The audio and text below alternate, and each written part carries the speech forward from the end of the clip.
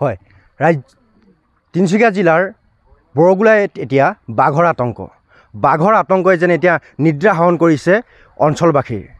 মই বৰ্তমান উপস্থিত আছোঁ তিনিচুকীয়া জিলাৰ মাৰ্ঘেৰা বিধানসভা সমষ্টিৰ অন্তৰ্গত বৰগুলাই পঞ্চায়তৰ 6 নং ৱাৰ্ডত। আৰু এই 6 নং ৱাৰ্ডৰ যি তেলখাট বস্তি নামে জনা যায় এই ঠাইডোখৰত বাঘে বিগত কেইবাদিন ধৰি মুক্তভাৱে বিচৰণ কৰি আহিছিল। আৰু সেই সময়ছোৱাত বিভিন্ন ধৰণৰ গৰু ছাগলী বহু লোকৰ এনেদৰে তেওঁলোকে বাঘে নষ্ট কৰি আহিছে, মাৰি আহিছে। কিন্তু সেই ঘটনাখিনি হোৱাৰ পাছতো যেন আজি বন বিভাগে হাৰ পাইছে আৰু বন বিভাগে হাৰ পাই এনেদৰে এক পিঞ্জৰা নিৰ্মাণ কৰিছে যাতে সেই বাঘক আবদ্ধ কৰিব পাৰে। মোৰ সহযোগে দেখাইছে এনেদৰে আচলতে বন বিভাগে সেই বাঘ পিঞ্জৰাবদ্ধ কৰিবৰ বাবে সম্পূৰ্ণভাৱে প্ৰস্তুত যুদ্ধংদেহী পৰিস্থিতিৰে তেওঁলোকে প্ৰস্তুতি চলাই আছে।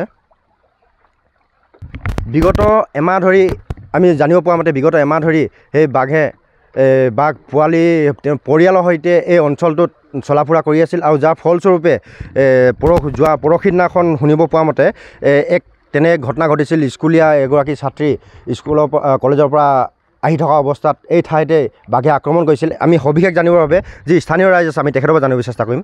হয়, আচলতে ঘটনাটো কেনেকুৱা কি হৈছে?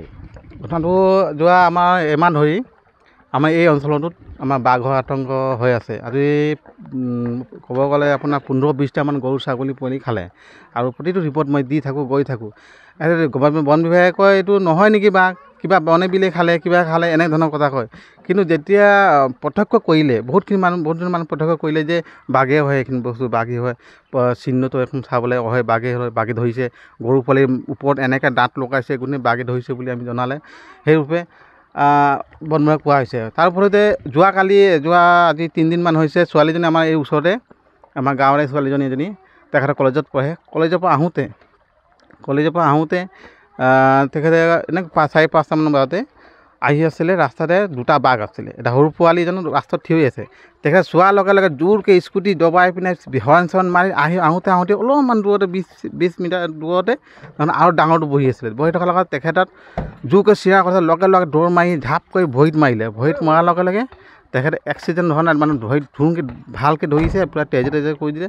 ছোৱালীজন তেনেকৈ চিঞৰ বাখৰ কৰাৰ পাছত ওচৰৰ মানুহ ঘৰ আছে, ঘৰটো চিঞৰ দৌৰ মাৰি অহাৰ লগে লগে বাঘটো দৌৰ মাৰি পলাব লগা হ'ল। তাৰপাছত মই ফোন মাৰিলোঁ, ফৰেষ্ট ডিপাৰ্টমেণ্ট ফোন মাৰিছোঁ।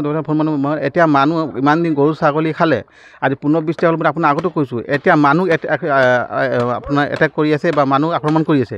যদি মানুহ কিবা এটা হয় যে আপোনালোকে দায়িত্ব পূৰা মই পোৱাত ৰূপে আপোনালোকক জনাইছোঁ বুলি DF অফিচত মই এনেকৈ হুংকাৰ দিছোঁ। লগে লগে তেখেতে আপোনাৰ সেই forest department ranger officer ladies এজন আছিলে, তেখেতে আৰু কালি লৈ মোক ফোন মাৰিছে, লগে লগে আহিছে। আৰু কালি ৰাতিপুৱা 9টাত আহি সেই ঠাইডোখৰ স্পট য'ত হৈছিলে ঘটনাখন, সেই ঘটনা দেখাটো মাতিলোঁ। আহিলে মই জেগাখন গোটেই দেখালোঁ। বাঘৰ চিহ্ন যিটো ভৰি চিহ্ন তলত মাটিত সেইখিনি দেখিলে ৰেঞ্জাৰ অফিচজনে আহি দেখি আৰু প্ৰত্যক্ষ কৰিলে। আৰু যিজন গৰু পোৱালি খাইছিলে গৰু পোৱালিও এতিয়া দেখুৱালোঁ। তাৰ লগত ছোৱালীজনী এক্সিডেণ্ট তেখেতক দেখুৱালোঁ। দেখাই আজি ফৰেষ্ট ডিপাৰ্টমেণ্টে এই পিঞ্জাৰ ব্যৱস্থা কৰিছে আৰু পিঞ্জাৰ ব্যৱস্থা আনি আমাক বহুৱাইছে আমাৰ ওচৰত। তেখেতৰ কাৰণে বহুত ধন্যবাদ। হয়, নিশ্চয়কৈ এষাৰ কথা উল্লেখ কৰিব লাগিব। পাটকাই পাদদেশৰ এই যি বৰগুলাই, লিডু, টিককলি এই অঞ্চলসমূহত সঘনাই এনেধৰণৰ ঘটনা ঘটি আহিছে।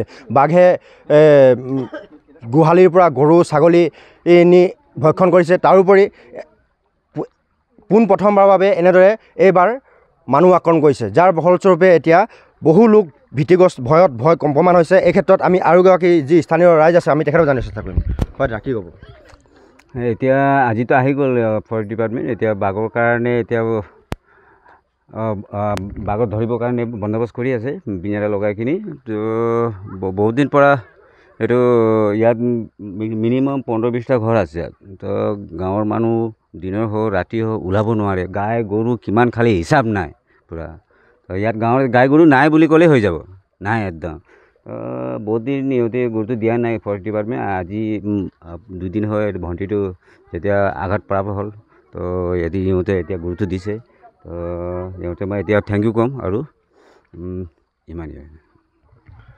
হয়, নিশ্চয়কৈ এতিয়া বন বিভাগে এতিয়া নেকি যেতিয়া মানুহ আক্ৰমণ কৰিছে, মানুহ আক্ৰমণৰ পিছতে যেন বন বিভাগৰ গা লৈছে আৰু তেওঁলোকে সেই বাঘ পিঞ্জৰাবদ্ধ কৰিবৰ বাবে এনেদৰে পিঞ্জৰা প্ৰস্তুত কৰিছে। এতিয়া লক্ষণীয় হ'ব কিমান সফল হ'ব এই ক্ষেত্ৰত বন বিভাগ। লিডুৰ পৰা প্ৰভাত বৰা প্ৰতিবেদন, এনিভাৰত 24। নমস্কাৰ, মই অজয় ফুকন আৰু এইখিনিতে সমূহ এনি ভাৰত চেনেলটোৰ যিসকল কৰ্মকৰ্তা আছে সকলোৰে মোৰ ফালৰ পৰা শুভেচ্ছা জ্ঞাপন কৰিছোঁ। অসমৰ আচলতে সংবাদ জগতত নতুনকৈ আচলতে এটি আত্মপ্ৰকাশ ঘটিছে আমাৰ নিউজ চেনেল এনি ভাৰত, আৰু এনি ভাৰতৰ এটা খুব ধুনীয়া এটা অনুষ্ঠান হ'বলৈ গৈ আছে। সকলোৱে জানে আমাৰ সকলোৰে মৰমৰ হাৰ্টথ্ৰব জুবিন গাৰ্গৰ গানে কি আনে, আচলতে জুবিনদাৰ সেই গীতৰ আধাৰত আমাৰ হিৰুদাই লিখা সেই গীতটি গানে কি আনে, এই গানে কি আনে নামৰ এটি তেওঁলোকে সাংগীতিক ৰিয়েলিটি শ্ব' কৰিবলৈ গৈ আছে। আৰু 15 আগষ্টৰ পৰা গোটেই আৰম্ভ হ'ব। প্ৰথম অডিশ্যন অসমৰ ধেমাজি জিলাত আৰম্ভ কৰিব। গতিকে সমূহ যিসকল প্ৰতিভা আছে, যিসকলে গান ভাল পায়, যিসকলে তেওঁলোকৰ নিজৰ প্ৰতিভা আচলতে দেখুৱাব বিচাৰে, এই ৰিয়েলিটি শ্ব'ত গানে কি আনে এই প্ৰতিযোগিতাত অংশগ্ৰহণ কৰক আৰু খুব ধুনীয়া আপোনালোকে সুবৰ্ণ সুযোগ লাভ কৰিব। লগতে ইয়াতে পুৰস্কাৰ আছেই, বিভিন্ন ধৰণৰ উপহাৰো আপোনালোকে লাভ কৰিব, আৰু লগতে এগৰাকী প্ৰতিষ্ঠিত আচলতে এগৰাকী শিল্পী হিচাপে অসমৰ সাংস্কৃতিক জগত আপোনালোক প্ৰতিষ্ঠা লাভ কৰিব। গতিকে গোটেই অনুষ্ঠানটোলৈ মোৰ ফালৰ পৰা শুভকামনা থাকিল, আৰু লগতে এই অনুষ্ঠানটোত আপোনালোকে অংশগ্ৰহণ কৰিব। আমিও আছোঁ আৰু সকলোকে আমি লগ পাম। ধন্যবাদ।